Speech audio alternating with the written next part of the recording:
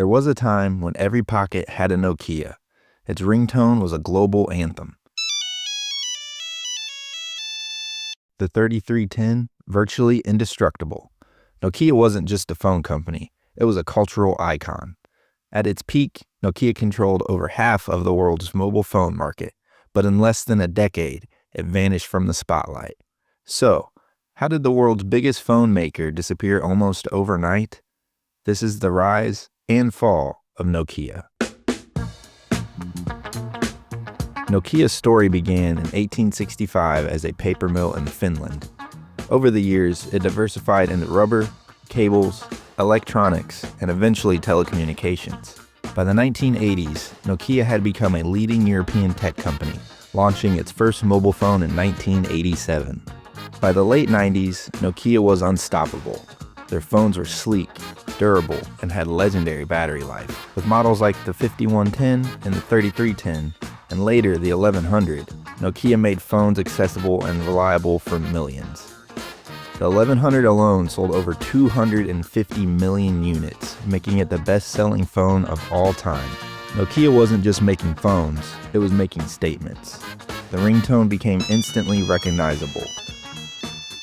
Their phones were designed to withstand just about anything. People dropped them, stepped on them, even ran them over, and they still worked. They were pioneers in mobile gaming with Snake, introduced swappable faceplates for personalization, and standardized SMS texting. In many developing countries, Nokia was the first phone people ever used. It was affordable, dependable, and built to last. In 2003, Nokia's market cap was higher than McDonald's and Intel. It was the most valuable company in Europe. Nokia was not just a mobile phone brand, it was the mobile phone brand. But then came the disruption. In 2007, Steve Jobs introduced the iPhone. And we are calling it iPhone.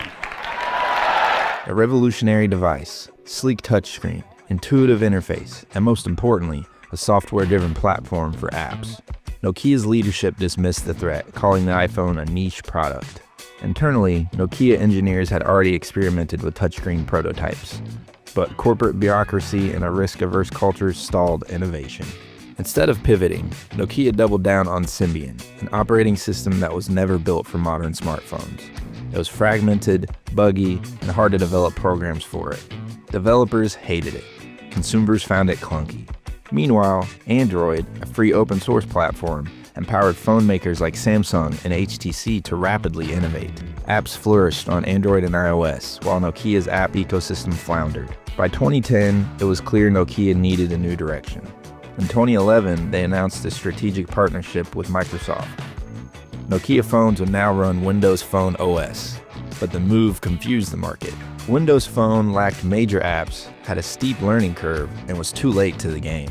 Nokia alienated Symbian users without winning over new ones. The strategy backfired. Adding to the turmoil was Stephen Elop's infamous Burning Platform memo, which publicly criticized Nokia's standing and created panic both inside and outside the company. It was meant to be a wake-up call, but it came off more like a eulogy. Nokia went from controlling over 50% of the global market to less than 5% in just a few years.